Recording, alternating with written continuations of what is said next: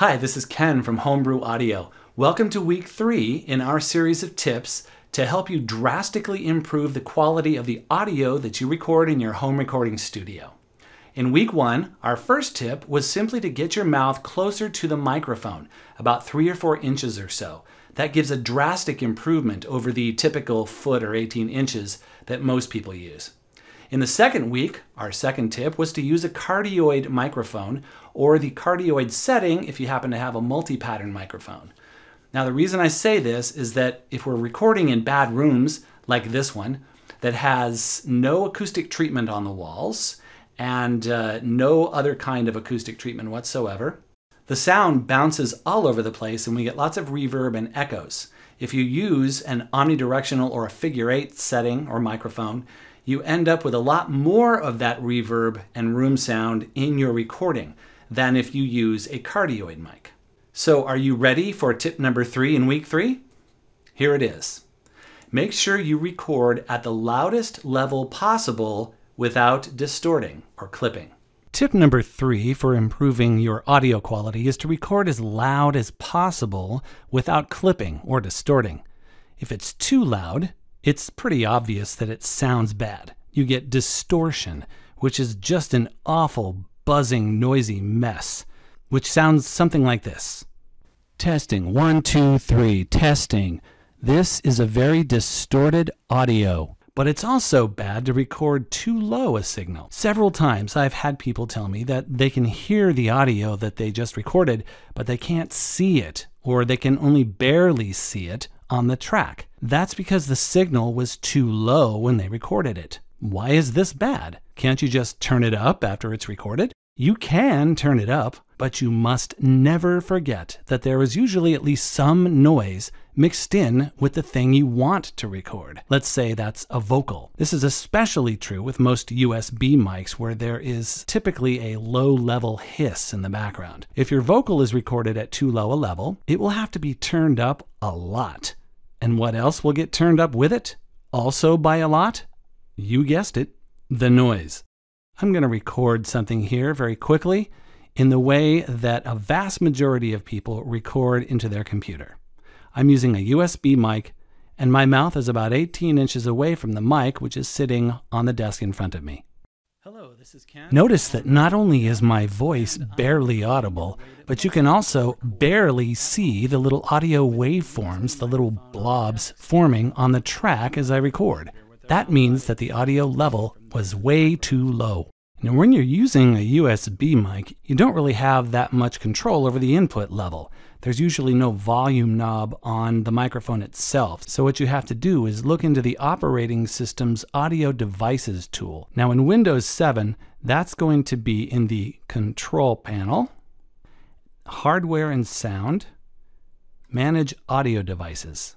Then you're going to go to the recording tab and find your microphone. In this case, I'm using a Samson USB mic. So you want to click on Properties and click on Levels.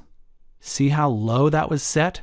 Sometimes these things just come in set that low automatically. So what you can do is raise that. Let's raise this to about 65. Let's try 65. Say okay, okay. And now let's try recording again and see what happens. I'll do it on a separate track. Hello, this is Ken from Brew Audio, and I am recording at the same distance from my USB mic, but I've turned it up. So notice that the waveforms are definitely larger, more visible than they were in the first go, where it was turned down to 20% and was way too low a signal. This second recording was definitely louder, but still there's an awful lot of space yet unused that it would be good to try to get this even louder.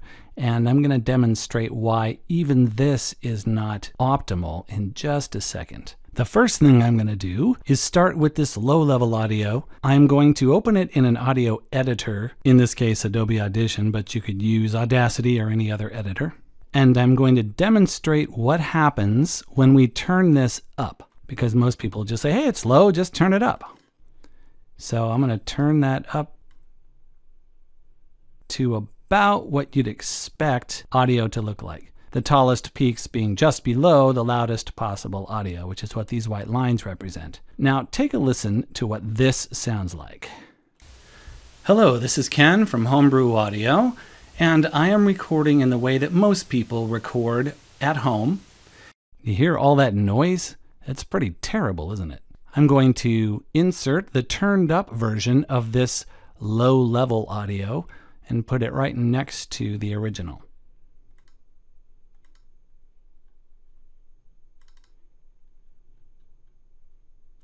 This is the same audio as this, but just turned up. Now let's do the same thing with this sort of medium level audio here. Let's open that in Adobe Audition and turn it up to right about there and take a listen. Hello, this is Ken from Brew Audio, and I am recording at the same distance from my USB mic.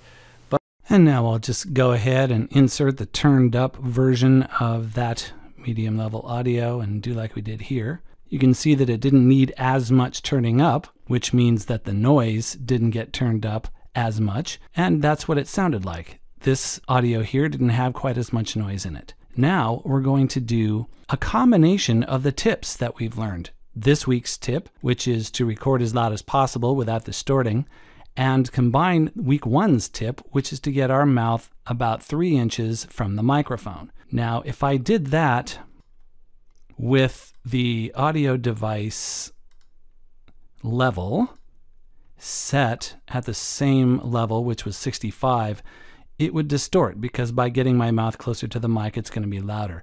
So let's take this down. I did a little experimenting, and 40% seems to work pretty well.